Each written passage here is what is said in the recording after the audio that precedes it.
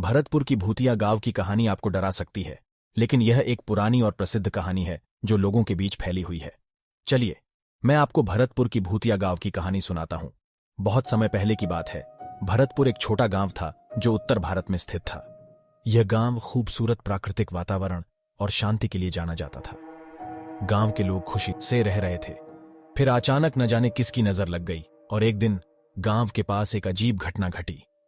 रात के समय जब सभी लोग सो रहे थे, उन्हें भयंकर चीखें सुनाई दी। लोग बिल्कुल डर गए और उन्होंने अपने घरों में छिप जाने का निर्णय लिया।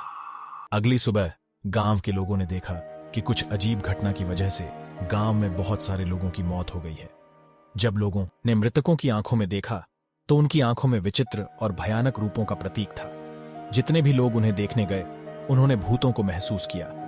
गांव वाले आश्चर्यचकित और डर गए। इसके बाद से हर रात गांव के आसपास भूतों से जुड़ी घटना घटने लगी। गर्जना, चीखें और अद्भुत दृश्य रात के समय घूम रहे थे। लोग निद्रा में भी आराम नहीं कर पा रहे थे और अपने घरों में बंद रहने के बावजूद भयभीत रहते थे। एक दिन गांव के वरिष्ठ नागरिक ने एक पुरानी प्राचीन कहानी सुनाई, जिसमें उल्लेख किया गया था कि भूतों की आत्मा उनके मृतक शरीरों के कारण प्रेतात्मा के रूप में पृथ्वी पर फंस जाती है और जब तक उनके मृतक शरीरों को धार्मिक रीति से अंतिम संस्कार नहीं किया जाता है, तब तक उनकी आत्मा मुक्त नहीं होती है।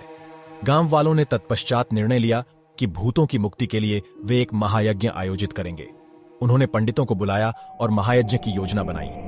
महायज्ञ के लिए एक विशाल यज्ञ कुंड तैयार किया गया और वेद मंत्रों के साथ अग्नि प्रज्वलित की गई। लोगों ने अपने दीवार दरवाजों पर विभिन्न प्रकार के पवित्र धार्मिक चिन्हों को बनाया और उनके घरों में पूजा अर्चना की।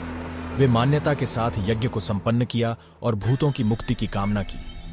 करीब एक हफ्ते बाद गांव के आसपास की भूतिया घटनाएं कम हो गईं। भूतों की गर्जना और चीखें धीरे धीरे बंद हो गईं और रात की शांति वापस आ गई।